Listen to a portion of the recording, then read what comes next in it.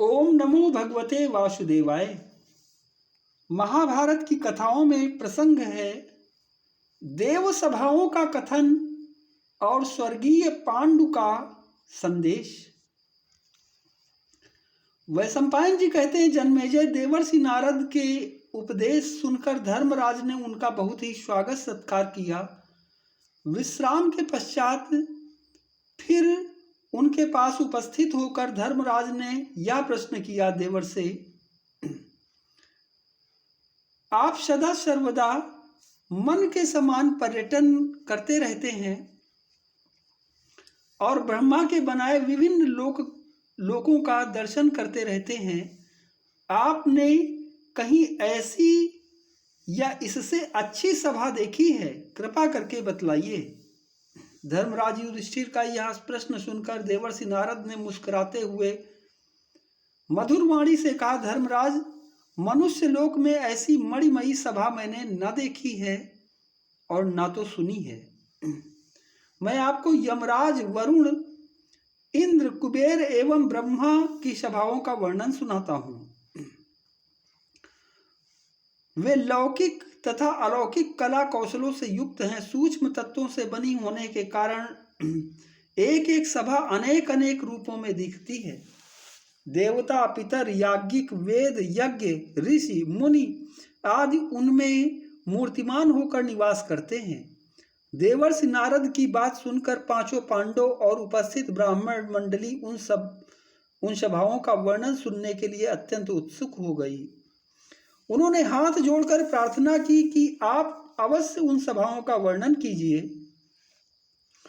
हम सब बड़े प्रेम से सुनना चाहते हैं। वे सभाएं किन किन वस्तुओं से कितनी लंबी चौड़ी बनी हैं, उनके सभासद कौन हैं और भी उनमें क्या क्या विशेषताएं हैं। धर्मराज का यह प्रश्न सुनकर देवर्षि नारद ने देवराज इंद्र, सूर्यपुत्र यम, बुद्धिमान वरुण, यक्षराज कुबेर और लोक पितामह ब्रह्मा जी की अलौकिक सभाओं का विस्तार से वर्णन किया।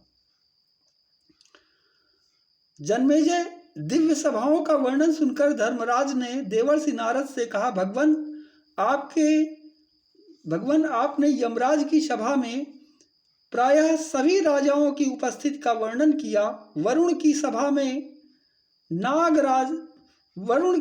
नाग, दैत्यराज, नदी और समुद्रों की स्थिति बतलाई।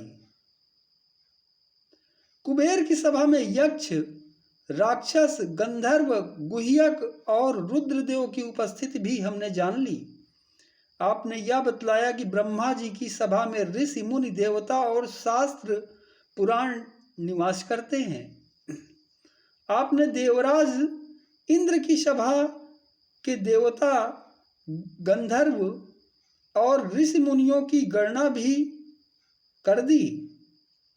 आपने बतलाया कि वहां राजर्षियों में केवल हरिश्चंद्र ही रहते हैं।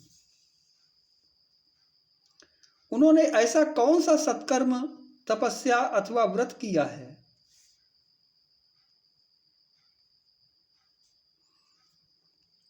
जिसके फलस्वरूप वे इंद्र के समकक्ष हो गए हैं। भगवान, आपने पितृलोक में मेरे पिता पांडु को किस प्रकार देखा था? उन्होंने मेरे लिए क्या संदेश दिया? आप कृपा करके अवश्य उनकी बात सुनाइए। देवर्षि नारद ने कहा, राजन, मैं आपके प्रश्न के अनुसार राजर्षि हरिश्चंद्र की महिमा सुनाता हूँ। वे धीर वीर एवं एकछत्र सम्राट थे। पृथ्वी के सभी नरपति उनसे झुके रहते थे। उन्होंने अकेले ही सब पर दिग्विजय प्राप्त की थी और महान यज्ञ राजसूय का अनुष्ठान किया था। सब राजाओं ने उन्हें कर दिया और उनके यज्ञ में परसने का काम किया। याचकों ने उनसे जितना मांगा उसका 5 गुना उन्होंने दिया। उन्होंने ब्राह्मणों को भोजन, वस्त्र और हीरा, लाल तथा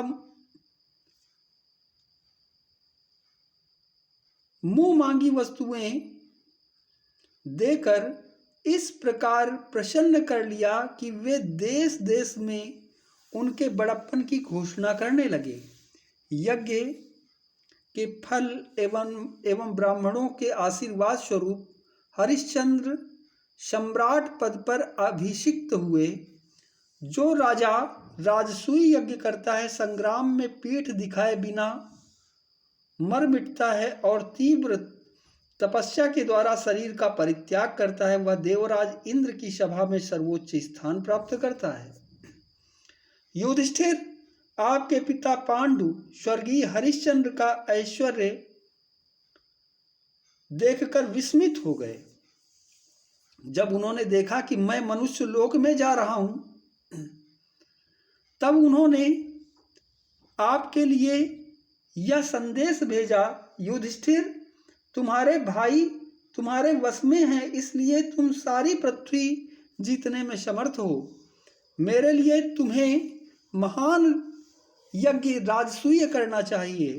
युधिष्ठिर, तुम मेरे पुत्र हो, यदि तुम राजसूय यज्ञ करोगे तो मैं भी देवराज इंद्र की सभा में हरिश्चंद्र के समान चिर काल पर्यंत आनंद भोगूंगा। धर्मराज, आपके पिता के सामने मैंने यह स्वीकार कर लिया था कि आपसे यह संदेश कहूँगा। राजन, आप अपने पिता का संकल्प पूर्ण करें। इस यज्ञ के फलस्वरूप केवल आपके पिता को ही नहीं, स्वयं आपको भी वही स्थान प्राप्त होगा। इसमें संदेह नहीं कि इस यज्ञ में बड़े बड़े विघ्न आते हैं और यज्ञद्रोही राक्षस वैसे अवसर की प्रतीक्षा में रहते हैं। थोड़ा सा भी निमित्त मिल जाने पर बड़ा भयंकर क्षत्रिय कुलांतक युद्ध हो जाता है, जिससे एक प्रकार से पृथ्वी का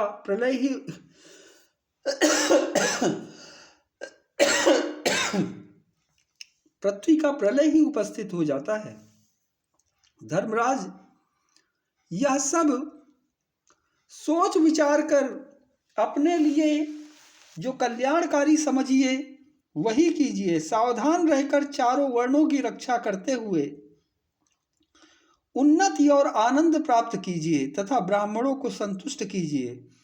आपके प्रश्न का उत्तर हो चुका, अब मुझे अनुमति दीजिए, मैं भगवान श्री कृष्ण की नगरी द्वारका जाऊंगा। जन्मेजय, देवर्षि नारद इतना कहकर अपने साथी ऋषियों के सहित वहां से चले गए। धर्मराज युधिष्ठिर अपने भाइयों के साथ राजसूय यज्ञ की चिंता में लग गए। ओम नमो भगवते वासुदेवाय।